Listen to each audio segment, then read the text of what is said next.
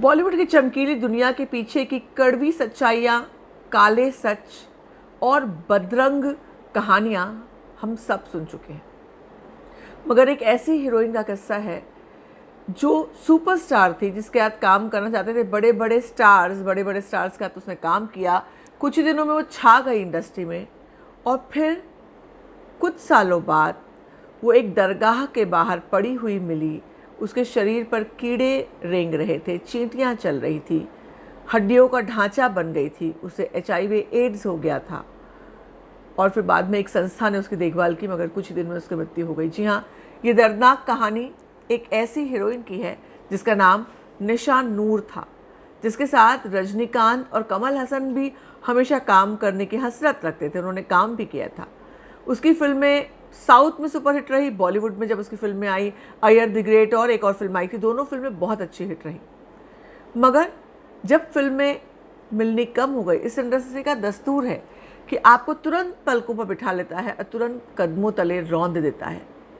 फिल्में मिलनी बंद हो गई, आर्थिक तंगी हुई, तो एक प्रोड्यूसर ने धोखे से उसे प्रोस्टिट्यूशन में ढकेल दिया और उसका नतीजा ये हुआ, कुछ सालों बाद वो, उसके बाद ही कोई कहानी बीच में नहीं आई, वो एक दरगाह के पास पड़ी हुई मिली जहाँ उसके शरीर पर चींटियाँ रेंग रही थी, कीड़े चल रहे थे।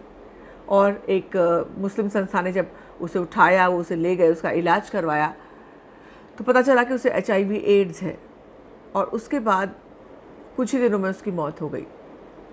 बेहद दर्दनाक कहानी थी ये निशा नूर की। मैं आपको कुछ तस्वीरें दिखाना चाहूँगी, माफ़ करना मैं जल्दी दिखाने वाली थी। ये देखिए, ये निशा नूर की तस्वीर है, पहले की और बाद की। ये देखिए कमल हसन के साथ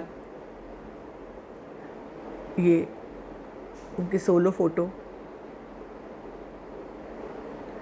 उनकी ये हालत, ये दुर्दशा आप देखिए, सिर्फ क्या उनकी हालत थी जब वो मिली। ये देखिए हड्डियों का ढांचा बन गई थी और आमतौर पे परिवार वाले भी छोड़ देते हैं। बहुत गलत ये वो है, अगर आप किसी की स्थिति से, उसके निर्णयों से आप खुश नहीं हैं, तो भी उसको इस परिस्थिति में परिवार वालों को, जान पहचान वालों को नहीं छोड़ना चाहिए।